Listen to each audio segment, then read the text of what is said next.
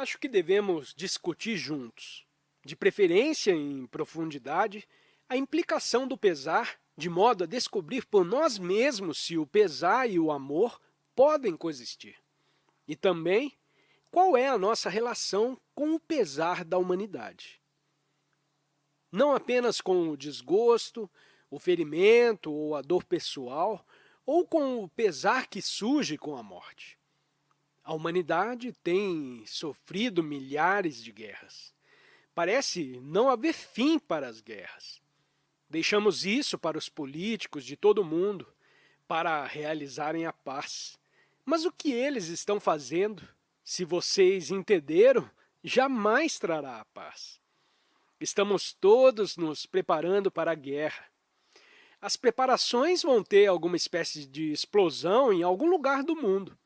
Nós, seres humanos, nunca fomos capazes de viver em paz uns com os outros. Falamos bastante sobre isso.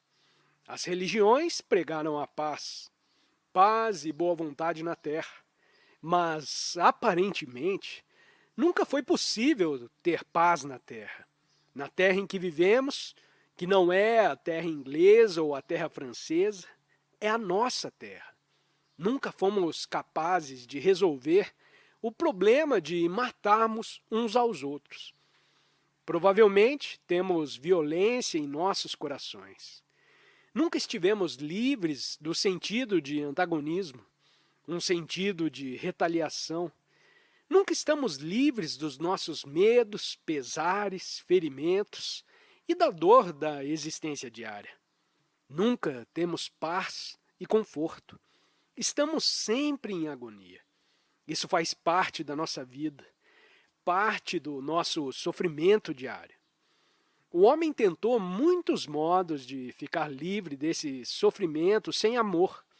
Ele o suprimiu, fugiu dele, identificou-se com alguma coisa maior, entregou-se a um ideal, crença ou fé.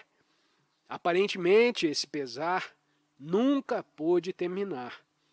Nós nos acostumamos com ele, contribuímos para que ele exista. Nós o toleramos e nunca nos perguntamos com seriedade, com grande sentido de percepção, se é possível lhe dar um fim. Devíamos também discutir juntos as imensas implicações da morte. A morte faz parte da vida, embora geralmente nós adiemos ou até mesmo evitemos falar dela. Ela existe e devemos discuti-la. E também devíamos indagar se o amor, não a lembrança do prazer, que nada tem a ver com amor e a compaixão. Se o amor, com a sua própria e peculiar inteligência, que a tudo abrange, pode existir em nossa vida. Primeiro, como seres humanos, queremos nos livrar realmente do pesar? Já alguma vez realmente discutimos isso? Enfrentamos isso e entendemos todo o seu movimento, as implicações envolvidas nisso? Por que é que nós, seres humanos, que somos tão extraordinariamente talentosos no mundo tecnológico, nunca resolvemos o problema do pesar? É importante discutirmos essa questão juntos e descobrir por nós mesmos se o pesar pode realmente terminar. Nós todos sofremos de vários modos.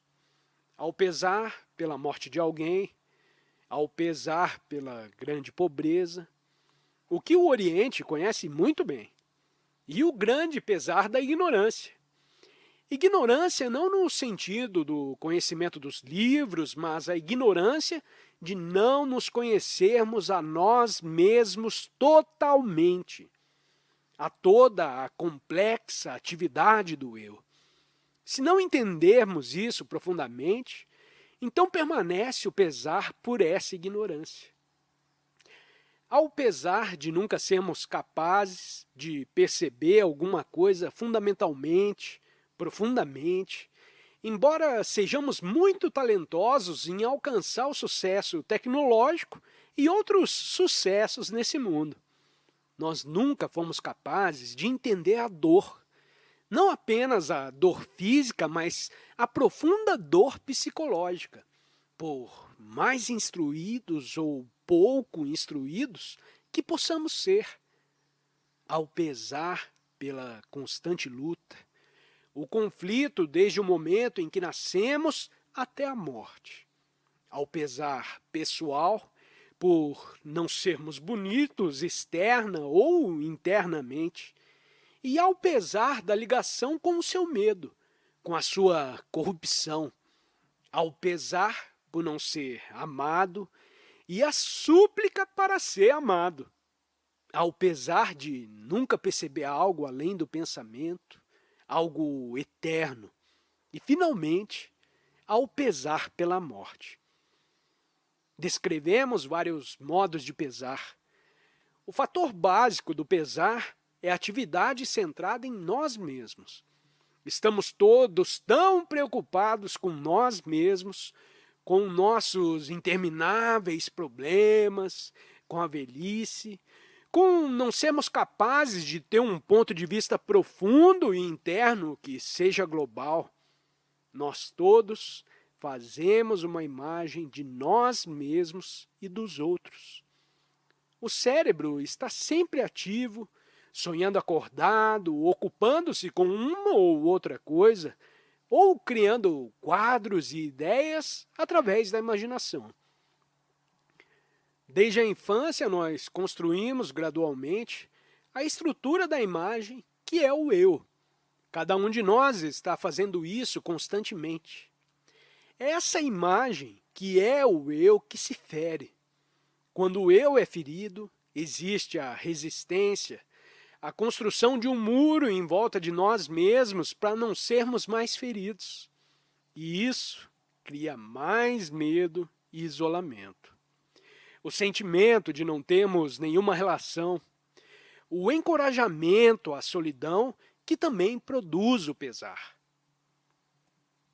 Após ter descrito as várias formas do pesar, podemos acaso olhar para ele sem verbalizações, sem fugir para uma adaptação intelectual, para alguma forma de conclusão religiosa ou intelectual? Podemos olhá-lo completamente, sem nos afastarmos dele, mas permanecendo com ele. Suponhamos que eu tenho um filho que é surdo ou cego. Eu sou responsável e dá pesar saber que ele jamais poderá olhar para um belo céu. Jamais poderá ouvir as águas correntes. Há esse pesar. Permaneça com ele. Não se afaste dele. Ou suponhamos que eu tenha um grande pesar pela morte de alguém com quem vivi durante muitos anos. Então, há esse pesar, que é a essência do isolamento.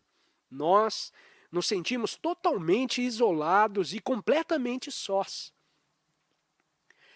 Agora, permaneça completamente com esse sentimento, não o verbalizando, não o racionalizando, dele fugindo ou tentando transcendê-lo.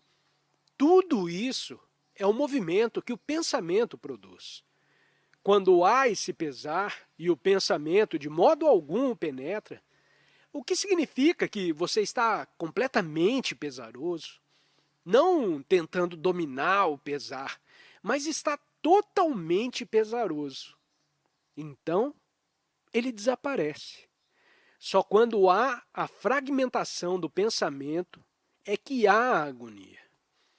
Quando há o pesar, permaneçam com ele, sem um único movimento do pensamento, de modo que ele exista em sua totalidade. A totalidade do pesar não é eu estar em pesar, eu estar pesaroso. E então não há nenhuma fragmentação nisso. Quando há essa totalidade do pesar, sem haver nenhum afastamento, então há o seu desaparecimento.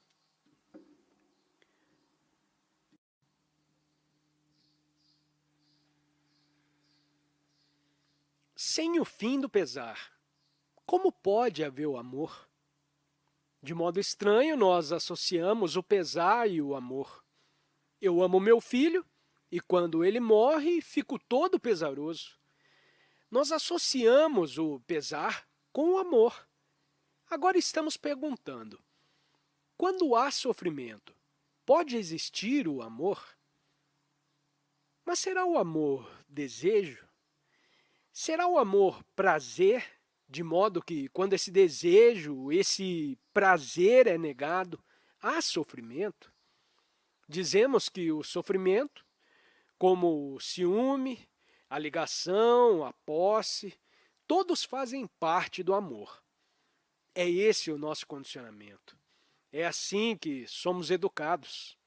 Isso faz parte da nossa herança, da nossa tradição. Agora, o amor e o pesar não podem andar juntos. Essa não é uma afirmação dogmática ou uma asserção retórica. Quando olhamos para a profundidade do pesar e entendemos o seu movimento, no qual está envolvido o prazer, o desejo, a ligação e as consequências dessa ligação, que produzem a corrupção, quando estamos cônscios, sem qualquer escolha, sem qualquer movimento, cônscios de toda a natureza do pesar, então pode o amor existir juntamente com o pesar? Ou será o amor uma coisa inteiramente diferente? Devemos esclarecer que a devoção a uma pessoa, a um símbolo, à família, não é amor. Se eu sou devotado a vocês por várias razões, há um motivo por trás dessa devoção. O amor não tem nenhum motivo. Se há um motivo, não é amor, obviamente. Se vocês me proporcionam prazer sexualmente ou diversas formas de conforto, então há dependência. O motivo é a minha dependência de vocês, porque vocês me dão alguma coisa em troca. E como vivemos juntos, eu chamo isso de amor. Será? Assim, questionamos tudo isso e nos perguntamos, onde há um motivo, pode existir amor? Onde há ambição, seja no mundo físico ou no mundo psicológico, ambição de estar por cima de tudo, de ser um grande sucesso, de ter poder religioso ou fisicamente. Pode existir o amor? É óbvio que não. Reconhecemos que ele não pode existir e ainda assim insistimos. Olhem o que acontece com o cérebro quando pregamos esses truques. Eu sou ambicioso espiritualmente, quero estar perto de Deus, principalmente do seu lado direito. Quero alcançar a iluminação. Vocês sabem todo esse equívoco. Vocês não podem alcançar a iluminação. Provavelmente, vocês não podem alcançar aquilo que está além do tempo. A competitividade, a conformidade, o ciúme, o medo, o ódio, tudo isso continua psicologicamente e interiormente. Ou estamos cônscios disso ou deliberadamente o evitamos. No entanto, eu digo para minha esposa, ou para o meu pai, ou seja lá para quem for, eu amo você. O que acontece quando há uma contradição tão profunda em minha vida, no meu relacionamento? Como pode essa contradição ter qualquer sentido de profunda integridade? E, no entanto, é isso que fazemos até a morte. Pode alguém viver nesse mundo sem a ambição, sem a competitividade? Olhem para o que está acontecendo no mundo exterior. Existe a competição entre as várias nações.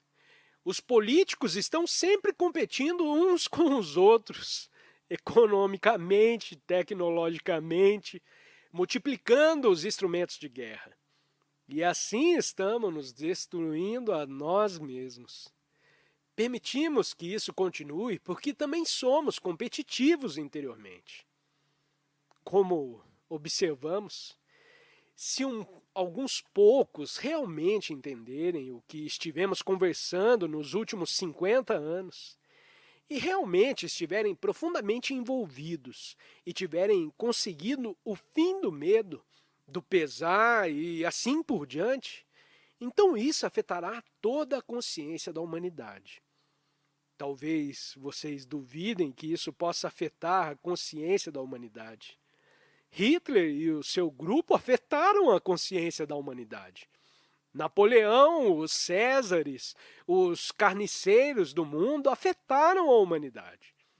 Também as boas pessoas afetaram a humanidade. Não estou me referindo às pessoas respeitáveis. Os bons são aqueles que vivem a vida integralmente e não fragmentariamente. Os grandes mestres do mundo afetaram a consciência humana. Mas se há um grupo de pessoas que entendeu o que estivemos falando, não verbalmente, mas realmente, vivendo a vida com integridade, então isso afetará toda a consciência do homem. Isso não é uma teoria, é um fato real.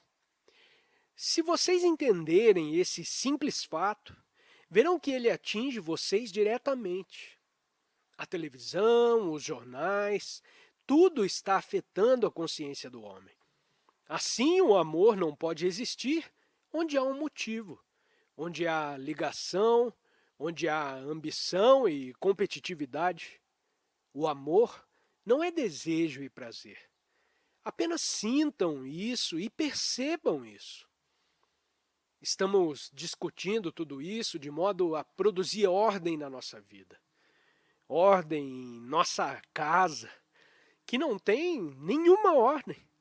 Há muita desordem em nossa vida e sem estabelecer uma ordem que seja total, integral, a meditação não tem qualquer sentido. Se a nossa casa não estiver em ordem, podemos nos sentar em meditação na esperança de produzir pela meditação a ordem. Mas o que acontece quando estamos vivendo em desordem e meditamos? Temos sonhos fantasiosos, ilusões e toda espécie de resultados absurdos. Mas um homem sensato, inteligente e lógico, primeiro deve estabelecer uma ordem na vida diária. Depois ele pode adentrar pelas profundezas da meditação, do seu sentido e da sua beleza, da sua grandeza e da sua validade. Quer sejamos muito jovens, de meia idade ou velhos, a morte faz parte da nossa vida. Assim como o amor, a dor, a desconfiança e a arrogância também fazem parte da vida. Mas não percebemos a morte como parte da nossa vida. Nós queremos adiá-la ou colocá-la tão distante de nós quanto for possível. E então temos um intervalo de tempo entre a vida e a morte. O que é a morte? Essa questão, de novo, é bem complexa. O conceito cristão de morte e sofrimento e a conclusão asiática sobre a reencarnação são apenas crenças e, como todas as crenças, não têm substância. Assim, deixamos de lado esses conceitos e vamos discutir a morte juntos. Podemos ser desagradável, quer dizer, pode ser desagradável, vocês podem não querer defrontá-la, mas vocês agora estão vivos, saudáveis, sentindo prazer, medo, ansiedade e a esperança do amanhã. E vocês não querem se preocupar com o fim de tudo isso. Mas se somos inteligentes, sensatos e racionais, temos que defrontar não apenas o viver e todas as implicações do viver, mas também as implicações da morte. Temos que conhecer a ambas. Essa é a integridade da vida, na qual não há nenhuma divisão. Assim, o que é a morte, pondo-se de lado o término físico de um organismo que viveu erradamente, viciado na bebida, nas drogas e na superindulgência, ou no ascetismo e na negação. O corpo experimenta essa constante batalha dos opostos. Não tem uma vida equilibrada e harmoniosa, mas de extremos. O corpo também experimenta uma grande tensão imposta pelo pensamento. O pensamento dita e assim o corpo é controlado. E como o pensamento é limitado, produz essa desarmonia. Ele nos obriga a viver fisicamente em desarmonia, forçando, controlando, subjugando, dirigindo o corpo. É isso o que todos nós estamos fazendo, inclusive jejuando por razões políticas ou religiosas, o que é uma violência. O corpo pode suportar tudo isso por muitos anos, atingindo a velhice sem ficar senil, mas o corpo, inevitavelmente, chegará a um fim. O organismo morrerá. Será isso a morte? Será que estamos preocupados com o fim do organismo? Seja por causa de uma doença, pela velhice ou por acidente? Será que o pensamento se identifica com o corpo, com o nome, com a forma, com todas as lembranças e diz: a morte deve ser evitada? Será que temos medo de chegar ao fim de um corpo que tem sido atendido, que tem sido cuidado? Talvez não estejamos com medo disso. Especialmente, talvez estejamos dissimuladamente ansiosos a esse respeito. Mas isso não é de grande importância. Muito mais importante para nós é o fim das relações que tivemos, dos prazeres que experimentamos, das lembranças, agradáveis e desagradáveis, tudo o que compõe aquilo que chamamos de viver a vida diária, ir para o escritório, para a fábrica, fazer algum trabalho hábil, ter uma família, estar preso à família, com todas as lembranças dessa família, meu filho, minha filha, minha esposa, meu marido, na unidade familiar, que está desaparecendo rapidamente, ao sentido de estarmos relacionados com alguém. Embora nessa relação possa haver grande dor e ansiedade, o sentimento de estarmos em casa com alguém ou de não estarmos em casa e sozinhos. É disso que temos medo? Do fim das minhas relações, das minhas ligações, o fim de uma coisa que eu conheci, algo a que me agarrei, aquilo que me especializei a vida toda. Estarei com medo do fim de tudo isso? Isso é o fim de tudo que é eu? Da família, do nome, da casa, da tradição, da herança, da educação cultural e da herança racial. Tudo o que é eu. O eu que está lutando ou que é feliz. É disso que temos medo? Do fim do eu, que psicologicamente é o fim da vida que estou levando? A vida que eu conheço com a sua dor e seu pesar? É disso que temos medo? Se temos medo da morte e não resolvemos esse medo, mesmo assim a morte chega inevitavelmente. Então, o que acontece com essa consciência, que não é a sua consciência, mas a consciência da humanidade, a consciência da imensa totalidade da humanidade? Se tenho medo como indivíduo, com a minha consciência limitada, é disso que tenho medo. É isso que me amedronta.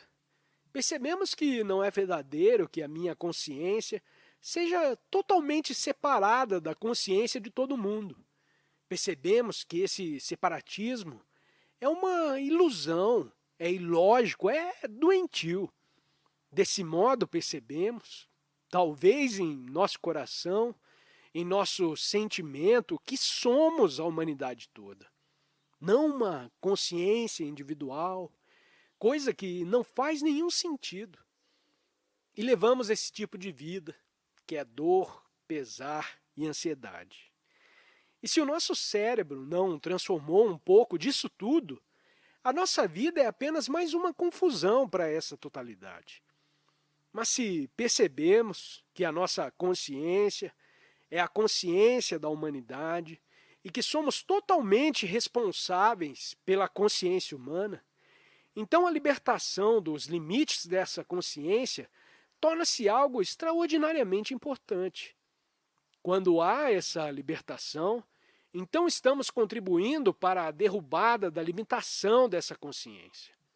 Então, a morte tem um sentido totalmente diferente.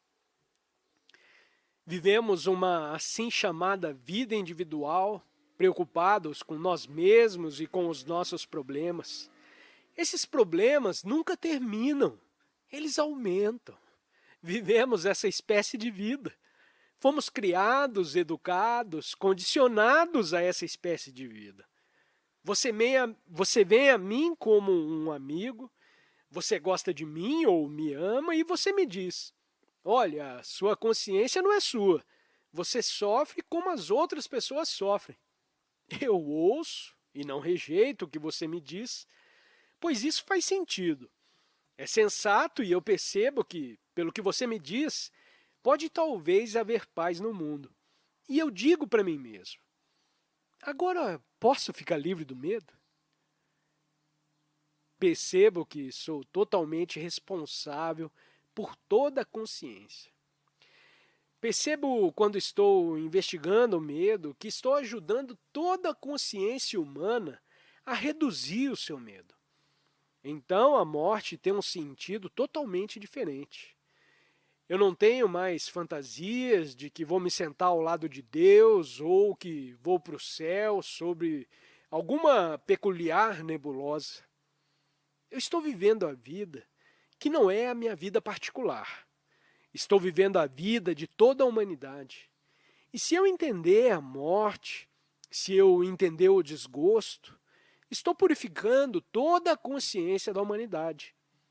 Por isso é importante entender o sentido da morte e talvez descobrir que a morte possui um grande significado, uma grande relação com o amor. Porque quando você termina alguma coisa, o amor passa a existir.